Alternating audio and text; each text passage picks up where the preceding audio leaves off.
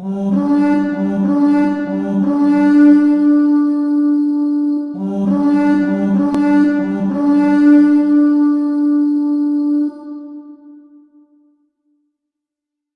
my brothers and sisters of the Order, welcome back to the Order. I am Celtic Templar, and for this video we are actually going to be talking about, or armoring up, as the Saxon House Carl, or Housecarl, as some people pronounce it.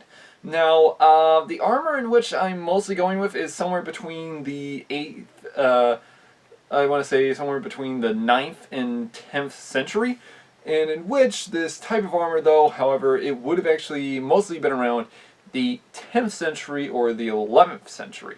And in doing so, this is somewhere between 900 and 1000 AD, in which at this time, though, we had to understand that the point in time of the stories of history, we had to realize that the Saxon House Carl is probably one of the most forgotten character in military or warfare used by the Saxons.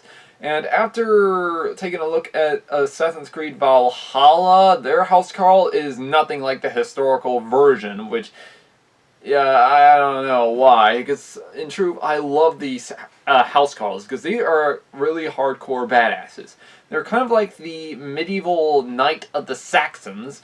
They could afford the best armor and equipment at the time. Now, I had to put out there that the shield I'm using is going to be a round shield. It's not going to be a kite shield or a tear guide shield, because in truth, this is kind of what many historians actually speculate, that the reason that they would have used the kite shield would mainly have been used especially only if they had lost their main weapon, being a Dane axe. Now, there were more than one version of Dane axe they would have used, though, so I just went with just one of mine, so yeah.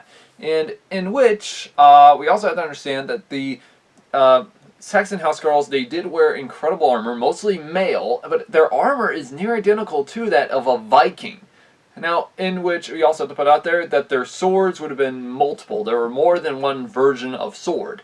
It would have looked like one, it would have looked like 2, 3, and 4. There are more than one version. In fact, sometimes they would have looked near identical to that of a Viking or a Nordic type of sword, that of which would have been used, and which we had to understand, though, the speculation on how it would have been used. Now, also out there I have to put out, in which, this is a major thing, as I said with the kite shield would only have been most of the time used by the time of 1066. However, in truth, we do actually understand that the Housecarls might have mostly just used a round shield like the Vikings, mainly because of the shield wall formation, so that way you can easily just, do a shield wall. Now, I hear many of you already, Templar, isn't it a lot easier if they just use a kite shield? Well, yes, problem is the kite shield that they would have used then, such as the Battle of Hastings, these would have actually been normally not used like in the shield wall formation at Hastings or Stamford Bridge, but rather these types would have actually been used to defend their entire body. In other words, they would have actually stood out alone on the battlefield and died like a warrior, but that's a Housecarl. Now, Housecarls, like other Saxons, would have grown out their hair and grown out their beards. Now, as you can see in the video very soon, I don't exactly have full hair, as you all know, but as well, I did actually have my beard out, so that's probably a little good, but yeah. Anyways, guys, hopefully you like this, and hopefully you will as much like it as I did. Anyways, enjoy.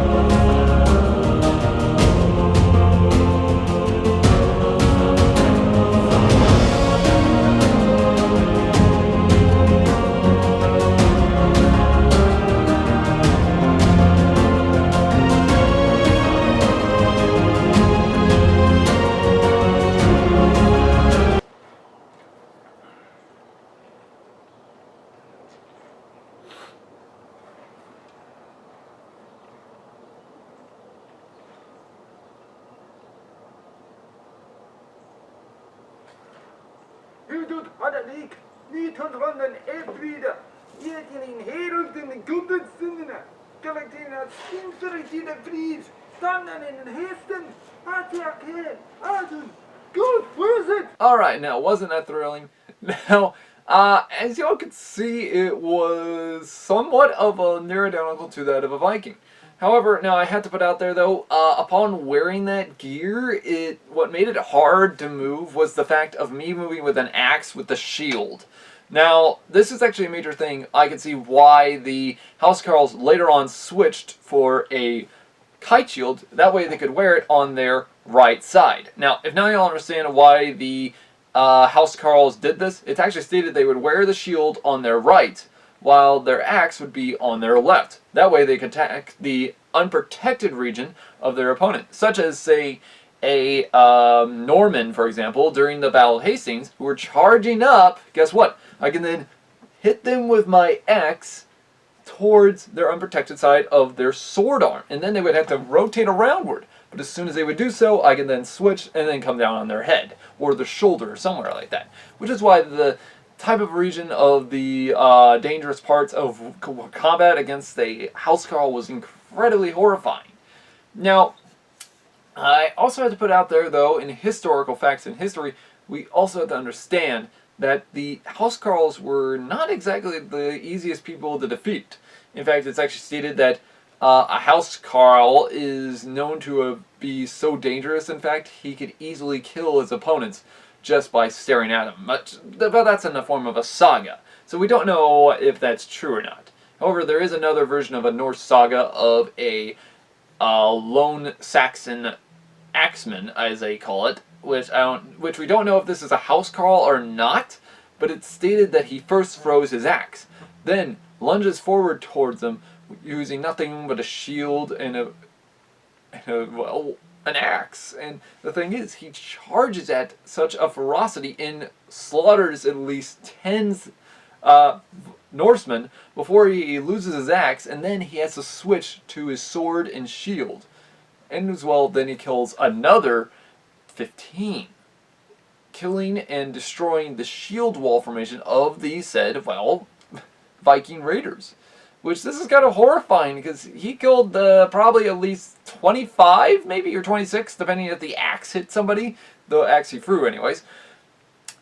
And in which, when he fell in such a ferocious manner that even the Viking raiders dared not actually go near his body, just in case if he would come back to life, which this is an ancient Viking myth, and of which, in truth, this actually was stated to have been a Norse victory. However, I should put that out there. But in truth, the Norse sagas also state to not disturb the dead body. But in truth, just in case that he did come back to life, it's actually stated that the Vikings actually opened the shield wall and then enclosed a massive circle around this guy. Like literally this, like just imagine this. Like here goes the shield wall, but in truth, it starts to open and then it starts to come back.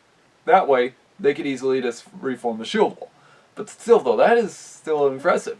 Now, it's actually stated that this Saxon warrior was buried with all honor of ferocious combat, and in which, even though he was a Christian, he was still viewed as a warrior for Valhalla. So, yeah, that's actually pretty cool that the Vikings actually showed such, I want to say, honor to their enemies. So, yeah.